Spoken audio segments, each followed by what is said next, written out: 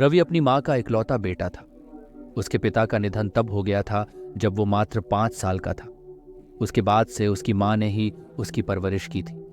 रवि को बड़े लाड़ प्यार से पाला, हालांकि उन्हें आर्थिक परेशानियों का सामना भी करना पड़ा, लेकिन उसकी माँ ने कभी किसी से मदद की भीख नहीं मांगी। जिन लोगों ने बहुत जरूरत पड़ने पर मदद की, उनका पैसा भी उन्होंने समय पर लौटा दिया।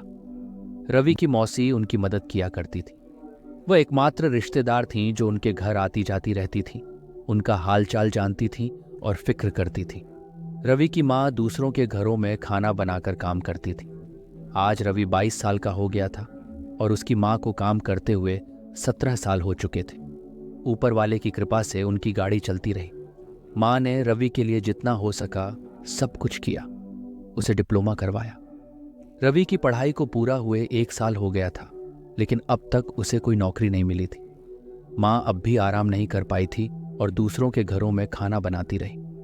माँ ने कभी रवि पर दबाव नहीं डाला और न ही किसी विषय पर उससे कोई बात की। एक दिन शाम को जब रवि घर आया तो माँ घर पर नहीं थी। उसने थोड़ी देर इंतजार किया, पर माँ नहीं आई तो वह सीधा मौसी के घर गया। रवि, माँ कहाँ है? क्या आपके यहाँ है? मौसी, हाँ, वो गांव में हमारे एक दूर के भाई का निधन हो गया है, वहीं गई है। मैं भी जा रही हूं, तो कुछ दिन अपना ख्याल रखना। रवि, माँ से कितनी बार कहा था कि एक फोन ले लें, लेकिन हर बार यही कहती हैं कि चलाना नहीं आता। कुछ मिनट रुककर रवि फिर बोला। रवि, मौसी, कुछ खाने को है? बहुत भूख लगी है। माँ कुछ बनाकर नहीं गई। मौसी, अरे बेटा, मेरे यहाँ भी सब खत्म हो गया है। मुझे अभी रात वाली गाड़ी से निकलना है, तू बाहर से कुछ ले लेना। इतना कहकर मौसी जल्दी से निकल गई। रवि ने उस दिन बाहर से खाना खा लिया। उसे लगा कि माँ 2-3 दिन में आ जाएगी, इसलिए जो मन हुआ वो खा लिया और जितने पैसे थे उनका आधा हिस्सा खर्च कर दिया। अगले दिन उसके पास बचे पैसे भी खत्म हो गए। घर लौटकर उसने माँ के छुपाए पैसों को ढूंढा, पर उसे कुछ नहीं मिला।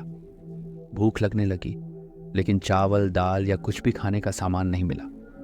ये पहली बार था जब उसने राशन के डब्बे खोले थे। कुछ नहीं मिलने पर उसने एक दोस्त के यहाँ जाकर खाना खाया, पर उसे पता था कि रोज कोई उसे खाना नहीं खिला सकता। रवि ने मौसी को फोन किया। रवि, मौसी, माँ कहाँ है? बात करवा दो।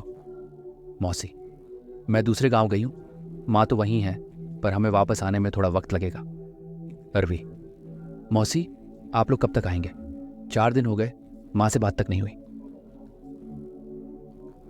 मौसी, बस 1-2 दिन की बात है, हम आ जाएंगे। रवि के दोस्त भी उसी की तरह थे। कभी किसी के यहाँ जाकर खा लिया, कभी किसी के, लेकिन अब 8 दिन हो चुके थे। वह कहीं जा नहीं सकता था। उसने फिर मौसी को फोन किया। रवि, मौसी, आप फोन नहीं उठाती, कहाँ हो आप लोग? मुझे बताओ, मैं आ जाता हूँ। माँ ने कभी नहीं बताया कि कोई रिश्तेदार किसी गांव में है। मौसी, अरे हम आने ही वाले थे, पर थोड़ी परेशानी हो गई है। रवि, क्या परेशानी? माँ ठीक है ना? मौसी, माँ ठीक है। रवि, तो फिर मेरी बात क्यों नहीं करा रही? मौसी, अब पक्का बात करवा दूंगी। रवि, मौसी, मेरे पास खाने का कुछ नहीं बचा है, पैसे भी नहीं है। कल शाम से कुछ नहीं खाया, माँ से कहो पैसे भिजवा दें। मौसी, अच्छा, तू केटरिंग वाले भैया को फोन कर ले, माँ का नाम ले लेना। रवि ने केटरिंग वाले भैया को फोन किया और वह मिलने गया। वहां पहुंचकर देखा कि छोटे ट्रक में सामान लोड हो रहा था। उसने केटरिंग वाले से बात की। रवि, मैं पैसे के लिए आया हूं। भैया, तुझे क्या आता है? खाना बनाना आता है? रवि, नहीं, मैं उधार लेने आया हूं, माँ को जानते होंगे, वह लौटा देंगी। भैया, उधार नहीं मिलता, अगर काम करेगा तो पैसे मिलेंगे। 1 दिन का 350 रुपये दूंगा, बर्तन लोड और धोने का काम तेरा, समझ गया? रवि ने हाँ कहा और काम करने लगा। शादी की जगह पहुंचकर उसने सारे बर्तन मांजे। वह भूखा था, लेकिन काम करता रहा। उसने काम करने वाली औरतों को देखा और सोचा कि वह अकेला नहीं है, उसे कुछ सीखने को मिला।